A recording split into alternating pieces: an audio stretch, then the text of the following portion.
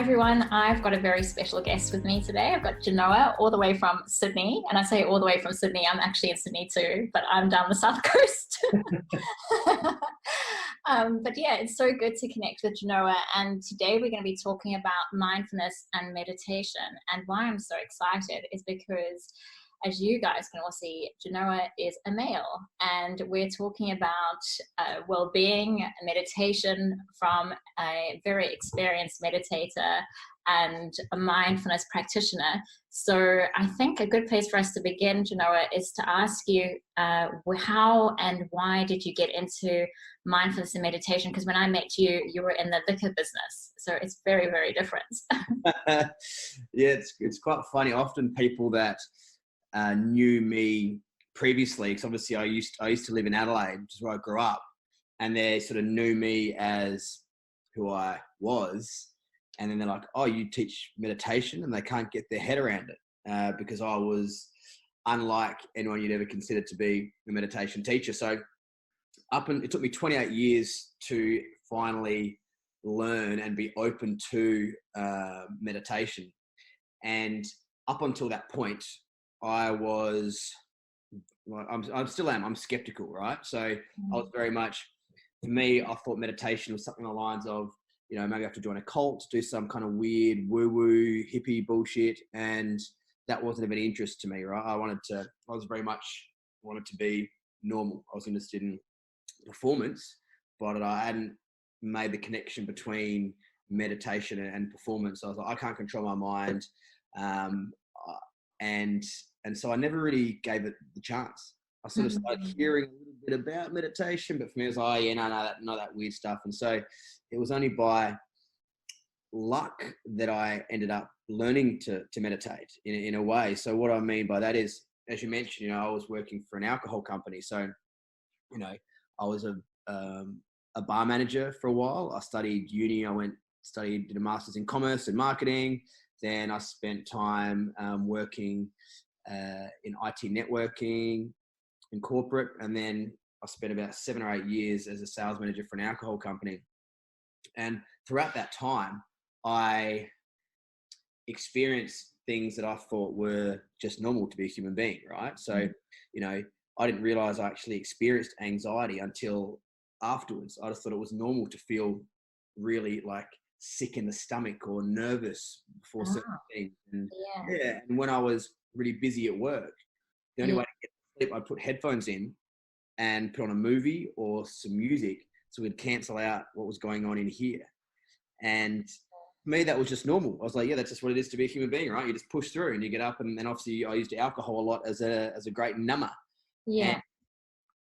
And I didn't see a problem with any of that. And that seemed to be the norm because it is quite common. And also a lot of people don't tend to share that they are battling with things, with overwhelm. And it's sort of a bit of a case of most people I speak to, when they find out that someone else is like, oh yeah, they're experiencing that too. It's like, oh, I thought I was the only one. It's amazing how we still sort of think that. And that's what I thought. So that was just what it was. And you push through, right? You hustle and you're busy, and it was almost like a bit of a badge of honor that you were under the pump and you push through and you partied hard, work hard, which is, still fine and fun, but it was becoming to the extent of, I would use it as probably a bit destructive. Yeah. And so having said that, I was still interested in performance, right? And so when I was working for the alcohol company, by chance, one of my clients, they owned a bar and a restaurant, but they were really creative and they still drank wine and ate meat and seemed normal, but they were operating at this higher level. And I was like, oh wow, these guys are cool. And funny enough, they actually the restaurant was on the harbour here in Sydney. And so that was my first proper exposure to kind of people that I deemed as, high performers and creatives that were meditating. And that sort of, for me, had a little trigger. I was like, maybe there's more to meditation than what I, with my uneducated mind, thought. And so I started researching high performers. And I started noticing a common thread in a lot of high performers, and listening to podcasts and one podcast in particular, a guy called Tim Ferriss is one of the OGs in podcasting. And he did this review once of some of the high performers for a book, and he found over 90% of them either used meditation or mindfulness in their routine. I was like, right. And that for me was like, okay, there's something in this. So I learned to meditate. And even at the time I learned it and I didn't quite get it, and I was still thinking, and, you know, I was like, okay, who knows what's going to go on here. And then I started shifting how I engage with people. My awareness is one of the biggest things. Like anxiety aren't even a thing now. I just don't experience it. If I ever get a little taste of it, I just feel it and move through it so quickly. And I deal with overwhelm so much better, and I'm just a lot more resilient. I barely get sick anymore. It's nuts how it's shifted, and what was the catalyst then for me to move to become a teacher was the fact that I knew what it did to me, right? And it was pretty profound, the impact it had on me. And then I asked, like, my friends and family, you know, do you reckon I've changed much? And they're like, fuck yeah, you have. Yeah. So I was like, wow, you know, it's not only just how I think I'm performing, but other people are noticing a change in me as well. And I was like, well, would any of my mates learn to meditate still? And most of them still wouldn't. And I looked at most of the teachers out there, and most of the teachers out there, they were still struggling. Well, they have their people, their students, but what I noticed was that they weren't very consistent, relatable. Oh, I see. The teachers weren't still relatable. Like, it was lucky that I met the person that I did, and we became friends, and I liked them. But even she was, you know, probably to a lot of my mates still a little bit sort of next step. Pretty cool. Like, she's like, I don't look at her work was all, but, you know, next level down, I was like, not many people are going to agree with that. And I was like, well, this technique, yes, it's you know, stems from Eastern philosophy. Now there's so much Western science supporting it, and Western science that's you can work in with it. And the technique itself is powerful without having to get too worried about the rest of it. I was like, how about I just teach it and make it relatable and simple? Yeah. And I still drink, and I still have a good time, and I still muck around, and I still, as you know, I still swear, and, you know, but my attachment to some of these things has shifted, and my ability to, you know, recover from these things and deal with, you know, pretty full-on lifestyle has increased. So that's sort of, and that's what I wanted to pass on without getting too caught up in all the. So how often do you meditate now? I meditate twice a day. Twice. And is it morning, evening, or what's the? So morning's my routine. Like, literally, morning is just my set routine. So I meditate in the morning between 20 minutes to half an hour, depending how much time I've got. Yeah. You can drop down to 15 or 10, but I've got that set. Like, I don't, in the morning, I shower, I brush my teeth, I have breakfast. You've got time for all these things. I just add extra time for meditation. So if I've got to get up at 6, I know I'll get up at 5:30. It's just a dead set. I fit in that 20 minutes, half an hour, regardless. And then the afternoon one is when I get creative, because the days are never the same, right? Yeah. You can try and have a routine in the afternoon, which is ideal. The idea of it is that you kind of fit in anywhere. You don't need to have a meditation cushion and some bloody incense or whatever it is. Just it's better sit down. Doesn't matter if it's loud outside or it's moving or there's someone next to you. You're in a bus. That's irrelevant. So the second one is more like you get creative and you fit it in however you can, as long as you can sit down and close your eyes. Okay. So how long did it take for you to get to that point of meditating consistently every day? Because I know, like, people like myself, I started, then fall off the bandwagon, and then get back on. Like, it's really hard to be consistent with your practice. To be honest, I pretty much from the beginning, I was like, I'm doing it. Okay. And it wasn't cheap. So it was an investment for me as well. There was a solid value exchange. And I was like, well, I'm spending the time and money in this. I want to give it a crack and see if it works. And then I experienced the shift, and I was like, I don't want to go back to the old self. Because there's also the technique that I did is a lot more involved technique than just a little mindfulness app or whatever. So there's also that piece to it. And I just made it a priority. Like, one of the most common questions I get from people is like, how do you fit in? I'm too busy. I keep, you know, dropping off the wagon. I'm like, it's just going to be a priority. Yeah. You'll fit in things if it's a priority for you. Okay. And I know there's different types of meditation out there. There's transcendental, there's guided, there's silent meditation. So when you refer to your practice and your training, what is it that you offer and what do you do? So the technique that I specialize in comes under the bracket of a transcendent style of meditation. So do you want me to sort of touch on the other types and how it fits in as a holistic thing, or just talk about mine? Yeah, it'd be good to have just an overview of what the different types are. Yeah. So I'll break it down to sort of the 3 to 4 most common that are out there, right? So one is mindfulness. Yeah. A lot of people think mindfulness is meditation. So mindfulness itself is a state of present moment awareness, right? Yeah. And this is something you can do anytime, anywhere. You can be mindful while you're having your cup of coffee, it's like actually drink it and taste it and smell it and look at it. You can be mindful when you're eating your food or when you're having a conversation with someone. Yeah. And the concept behind mindfulness is that this comes from a lot of the Buddhist philosophy, which is that as human beings, we are going to experience suffering. Right? The extent of which we suffer is kind of up to us, and that is dependent on the level of speculation we spend time in. So speculation of either the past, which is that, the depressive what if sort of style story, or speculation of the future, which is sort of that anxiety piece, and attachment to things, like attachment to the way things should be, or to past things, or things that you want, or certain ideals, and a lot of the time and effort we spend on that. So that's where mindfulness comes into play, where if you can be mindful and just in the right here, right now, focusing on, and just being engaged fully in whatever it is you are doing, there is no, or at least minimal suffering, right? And that's the concept around the mindfulness sort of piece. And you can literally do that sort of however you like. It's a great little tool to have to sort of strengthen the brain to move away from that consistent rumination. Now, there are then most meditation techniques as a byproduct will increase your level of awareness and ability to be more in the present moment. This is a natural byproduct, but there are also certain specific techniques. So meditation is actually a specific practice. Right? So some people say, I go for a run, that's my meditation. Yeah. Going for a run, it's not meditation. No, meditation is a specific mental practice. There's a lot of people that there's often a bit of gray areas where everyone's like, is it like white space meditation, just having, well, obviously thoughts come into your mind while meditating, but it's just accepting and surrendering those thoughts? That is one type of meditation. Yeah. So one type of meditation that is quite common is the use of visualization.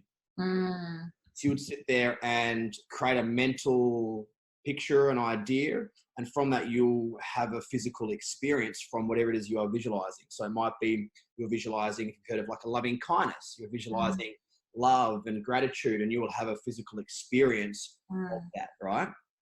And what that also does is obviously naturally the way our brains work is we look for familiar things, right? So if you are constantly, practicing or visualizing something, whether it is love or happiness or abundance or whatever it might be, you're more likely to pick up on that again. Just like if you're spending your whole time thinking of negative things, you're more likely to pick up on the negative things in the world. So you're sort of like shifting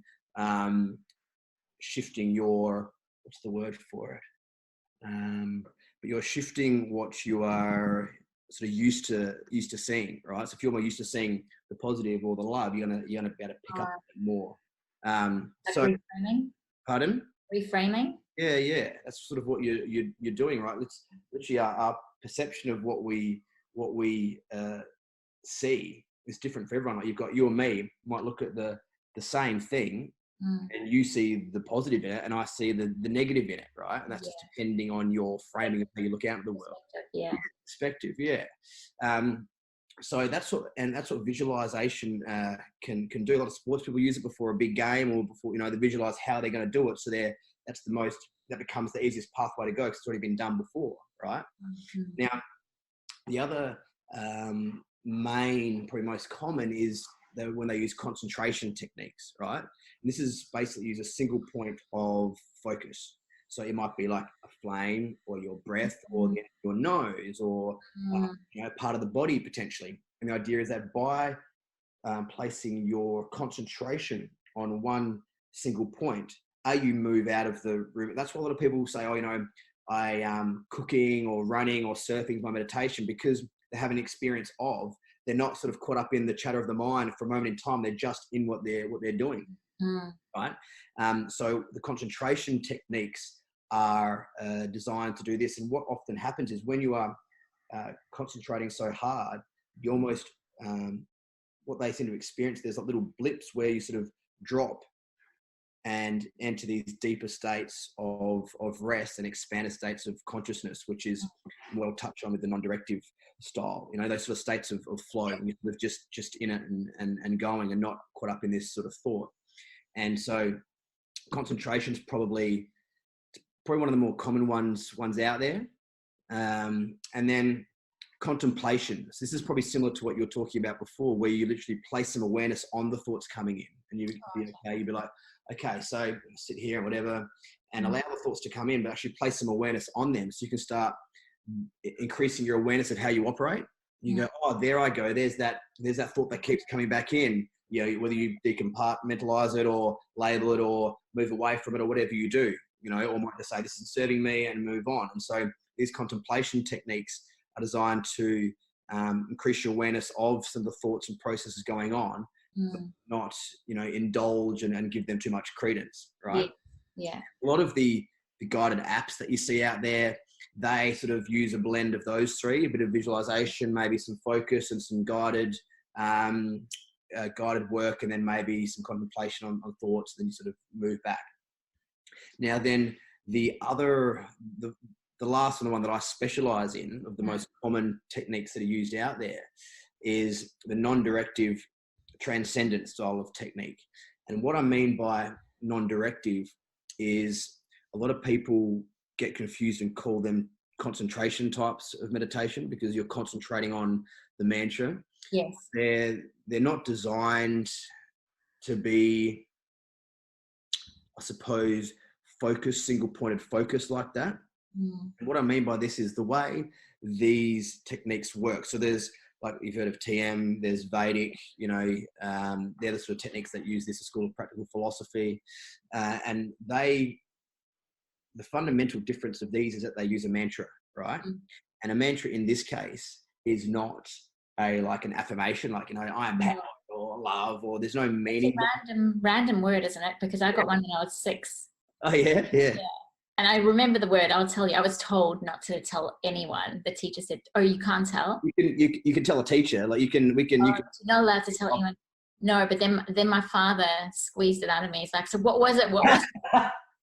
And I was like, only 6 or something. So I told him. But yeah, it's just a random word that you have no association with. And I guess the purpose of that is just to focus on the word and not to have any connotations with the word. Meaning behind it. And that's partly why you keep it private. So these words aren't random. They're specific sound vibrations that are chosen depending on how old you are in your stage of life. Interesting. So, and they're, because at a deeper level, you know, everything's energy and sound vibration. Okay. So they are designed to work at this level. And so the reason why I don't tell anyone is exactly what you said. You know, I might tell you that my word is XYZ, and you're like, oh, that sounds like blah, blah, or you might laugh at it or whatever. And so the next time I'm going to meditate, I've now got an attachment to you laughing at my word, or you saying it sounds like this. You kind of lose the whole, you know what I mean? The whole power of it. Yeah, the purpose of it. And so it is, these techniques, what they want to do is get you in this sort of state, almost a state of flow, right? So what these ones are about here is that we really simplistically, we spend most of our time either in wake, dream, or sleep states, right? There's a few deeper levels to each. And what they found, and this is where the Eastern philosophy mixes with the West, is that sometimes in between, you know, when you're awake and sleep, as human beings, we're entering a different state of consciousness. And the ancients were talking about this field being the field of transcendent, or the field of creativity, or the field of pure consciousness, or whatever it may be. And it was different to any other state we were in. And it was, I think it was in the 60s or 70s, they actually finally did some research on this state people were talking about. And so people would use this technique, and they'd meditate and they'd measure, and it would be a different state of consciousness compared to the other 3 main states we sort of operate in. And what they found is that when you're in this state, your your metabolic resting dropped sometimes between 2 to 5 times deeper than sleep in terms of your oxygen consumption and your heart rate and your body temperature. And when this happens, your body, because when you go to sleep at night, right, that's your body's time to rest and repair. You accumulate stress and fatigue and whatever it is of the day in, day out, your body accumulates, you go to bed at night, your body rests, repairs and processes. Unfortunately, sort of, why we're at a state now where things like anxiety and insomnia and all that sort of stuff are becoming the norm, is because the input seems to be outweighing our ability to process what we're experiencing. And so what this technique is designed to do is to give your body that extra level of rest and repair and processing to help work off the excess, I suppose, debt of stress and fatigue that's in the system. It's pretty crazy. And the brain at the same time is also being stimulated in coherence. While if you were doing like a focused or listening to a guided app, there are different parts of the brain that light up. So it's really, really and the reason I say non-directive is because the idea is that you literally flow between and be like mantra, and then you'll have thought, and then you'll move back to the mantra, and then at some time you might even fall asleep if your body's tired, and then you sort of wake up and move back to mantra, and then you might transcend for a moment, and that means it's a thoughtless state. So actually you'll be with no thought. And so that's where the idea of having no thoughts comes from, but it's not the only part of the practice. So sort of what you want is to get that state of where you're not attached to the mantra, but you're also not attached to the thoughts. You sort of almost cruise. That makes sense now. Yeah. After doing it. And I used to watch my mum and her head would go like this. Yeah. That's when you sort of feel like you're trying. I do it all the time. I'm like, oh, like where, sort of, that's what it is. That's exactly what was going on. Because when you transcend, you're sort of going in. So that's what it is, which is why it's sometimes quite it's a bit of a... I would judge myself for it, because I'd be like, oh, you didn't focus, or like you're falling asleep, like you got to do it again, do it properly. But I would just go into that zone, and it's amazing feeling, because it's just a space of nothingness, and it's so relaxing. That's exactly it, right? And so it's designed to give you that experience, and your body will do, our bodies have amazing intelligence, right? We can heal ourselves, we can recover from things, but the extent to which we can do that efficiently, it depends on other pressure our bodies are under, right? And so this sort of puts ourselves in a state where the body has the best chance, I suppose. If you're spending all day and you're busy and stressed and flat out and rah and drinking at home and this and that, and then you go to bed, you sleep maybe 6 hours and half the sleep's not that great, you get up and you go again, your body's getting minimal time to sort of have its rest and repair. And what this is doing, it's creating a sort of a state and environment where your body can have that extra time to sort of do what it needs to do. And if it means it goes to sleep, because you're tired, it means you go to sleep, and that's okay. If it means you sit there and think a lot, it means your body's processing a lot. If you disappear into thoughtlessness, it means you're transcending, and they're all just as valid parts of the practice. Okay. Does that all make sense? Yeah, that makes sense. It makes perfect sense. I've got a bit of relief hearing that, so that's good. Well, that's the problem, because it's a bit of a more involved technique, and I still hear people even know quite a lot about meditation explain it as a concentration technique, and everyone, and there's this weird idea that you're meant to be able to control or clear your thoughts. If you're not doing it properly, and so a lot of people are like, I can't clear my thoughts, I'm not doing it, which is a barrier, and meditation is a bit of a branding problem still. Yeah. Okay. So you mentioned stress before. What is the relationship between meditation and stress? Couple of things. Yeah. So one is, naturally our bodies accumulate stress and experience, right? Part of this is due to, our evolution to accumulate stress so we can prepare to survive the future, right? And this accumulation of stress, so that the way we used to, the reason why we've evolved this way, which this is obviously what you do, so you're all over this, is, we'd accumulate stress and triggers to certain things. So moving forward, we'd be able to react to them quickly if they were deemed to be of any danger to our survival, right? With the whole, that would throw into gear our stress, fight or flight response, okay? Now, times have changed, and that response was there purely to help us survive. It's not about happiness or growth, or expansion. It was literally about how do we survive the best, right?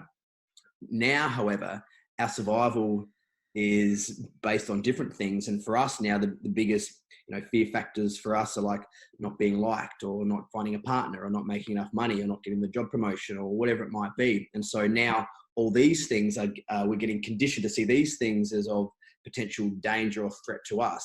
So now these things are deemed as stressful to us. So what happens here is now we're throwing into gear that same stress, fight or flight response, but it's almost to become maladaptive, right? Yeah. And so what meditation does is stimulates the antidote, so it stimulates the parasympathetic nervous system, right? So what it does is it stimulates the antidote to that stress response. You know how you're sort of under the pump and you're a bit sweaty and you're nervous, and you might get the nervous shits, and you find it's hard to focus. Hard to think creatively and expansively, and whatever it may be. What this does is it stimulates the antidote to that. Mm-hmm. That's that rest and repair system. Now, what it's also doing is increasing our awareness. So when we talk about expansion of consciousness, it's not quite esoteric as it seems. The only way you can change something is if you know it, right? If you don't, you only know what you know. And one of the biggest things that I've noticed is my awareness has shifted. So what does that look like for you when you say your awareness has shifted? So, for example, what it looks like for me is I used to find certain things overwhelming and stressful, or someone would say something to me and I would want to get angry and fire back at them, or would really eat me up. And I wouldn't pick up on the stimulus that would cause that. I just indulge in the response, right? I didn't have any awareness around what was causing me to feel that way or do that thing. I was just in it. While now I'm able to pick up on the fact that I'm feeling really, I'm like, because that person said X, Y, Z to me, right? Yeah. So what it's done is it's shifted my perception. So I see less things as stressful, right? So, now I'm a lot more resilient in terms of, things don't always go to plan, but it's like, it's okay, I will survive. And I'm a lot less reactive, and I don't go into that, fight or flight, stress response, which again puts more pressure on the body in terms of releasing cortisol and adrenaline. If that's not used up, that again is an impact on the body, which we have to deal with. So for me, it's been able to pick up on certain things and triggers that used to really get to me, and now be like, there I go again, shift the direction. So it's and what they've actually found is they've done research into sort of regular meditators, and what they've found is that the people that are regularly meditating, they're finding the grey matter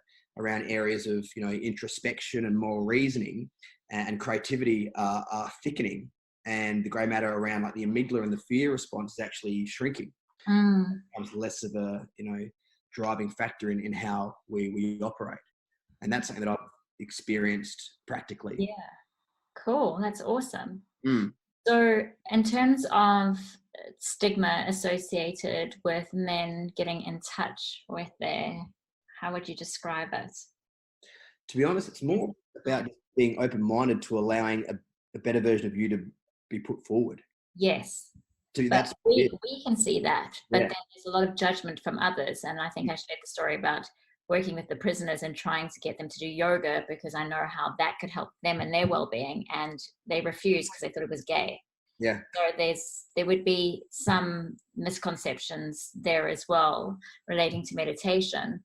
What misconceptions have you been confronted with, or have people challenged you on or asked you about, or what have you had to deal with?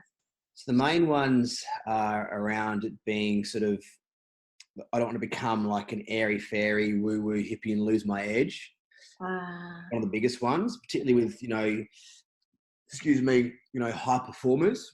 They're like, but my edge is my thing. I can't afford to be all airy fairy and like, whatever, man, nothing bothers me anymore, blah, blah. Right? Because that's sort of what it comes across as.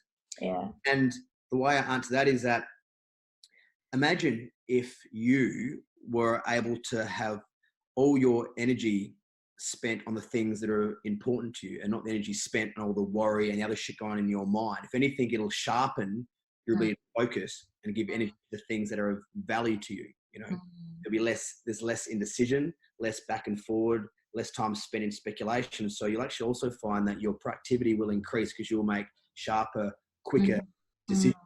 And a pretty common thread between, you know, people who practice this regularly is an increased level of creativity as well. Right.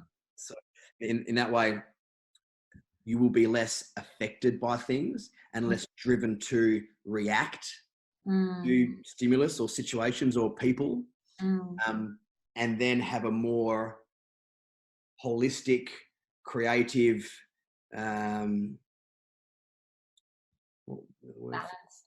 balanced response to that same situation, as opposed to being like, rah, fiery, blah, you know, this and that. You might have a more constructive response to these things and be able to spend your energy on things that are important. Yeah.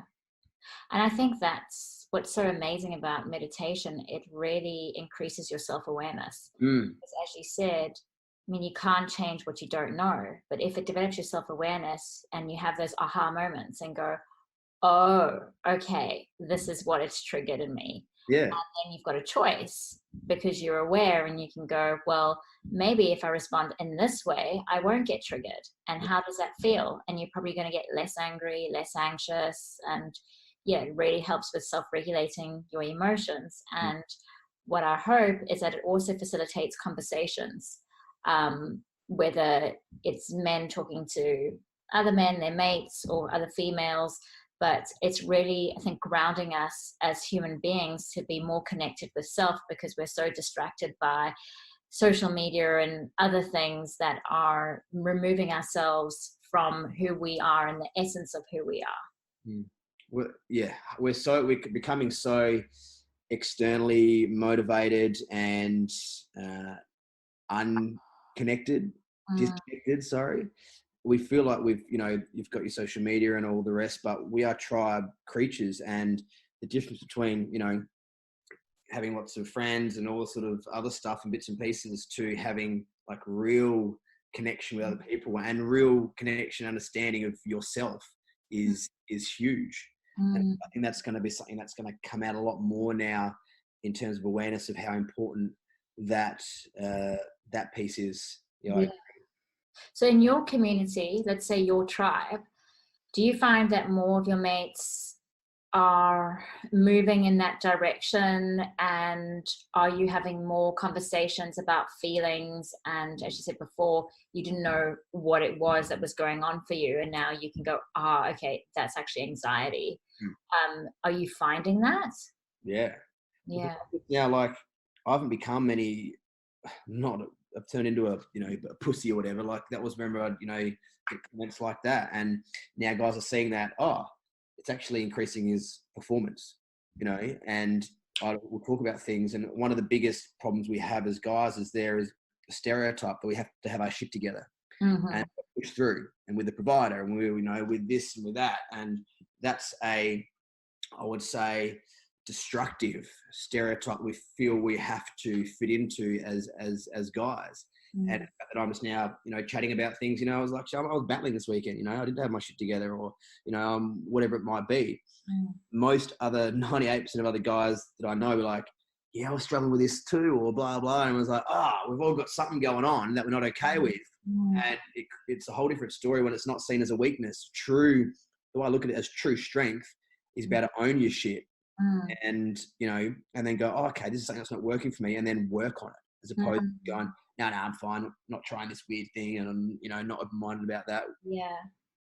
I'm also curious to know, what are some of the thoughts that men would have associated, say, for example, anxiety? Because I know that I had a friend who was clearly depressed, and he labeled it as, I'm definitely not depressed, I'm just unhappy. I'm like, well, you get out of bed at 2:00 in the afternoon, you're not exercising, you're showing all the signs of depression, but they didn't want to have that label attached to them. Mm. So as females, I think we're more inclined to have an understanding of what anxious thoughts are and where we feel it in the body.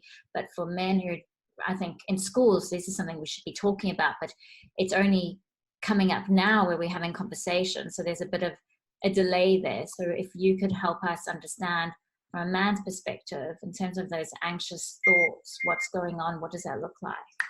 So for me, the thoughts around anxiety there was actually, to be quite specific, there were situations that I would have. So let's say I would get really anxious before a big game of sport, right? Mm-hmm. What would happen is I'll start thinking about the sport, and I'll start worrying about all the scenarios that could go wrong in the sport. And then I start feeling tight in the chest. I actually would feel physically ill, like I want to vomit. And then I would start thinking, okay, how can I get out of this? Will something happen that it'll stop this event from going forward, or can something happen for it to end? And I'd almost want to like run away and hide from it happening. Yeah. And it was crippling. I couldn't concentrate on other things. And I mean, obviously before sport, it wasn't easy to, numb it with booze, but that was probably the only time that I'd get nervous back then, in my early 20s, late teens, early 20s. I would get nervous before a date, for example. Yeah. Right? And so I would booze to numb that, right? Wow, that's so interesting. Yeah. Because I was like, I'd just drink through it, so I would have the confidence and whatever it might be. And so I found myself trying to use other things and I'd push it away. And what I learned is that if you're feeling, the worst thing we can do is suppress. It gives it more power. It's going to come back another day, right? Yeah. What I've learned is that if you are feeling any kind of like, the tightness in the chest, or you're feeling sick in the stomach, you're like, oh, I'm not good enough, I can't do this, or what if this happens, or blah, blah, not to try to push it away, but to actually feel it and let it move through the body so we can actually be processed and move out of the body. Because that's one of the things we're taught as males is like, you got to just push through it and not feel it, feeling it. And also because feeling it doesn't feel good. So we'll push through. We don't want to feel that feeling, but we're actually almost like storing it and giving it more power by pushing through, and then it'll come back later on and bite us in the ass again harder. Yeah.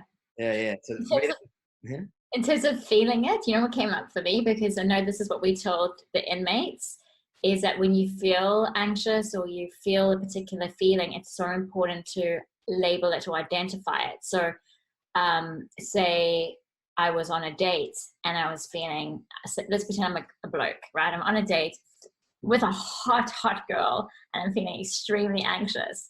And then I'm like, my palms are sweating, and then, I can notice knots in my stomach.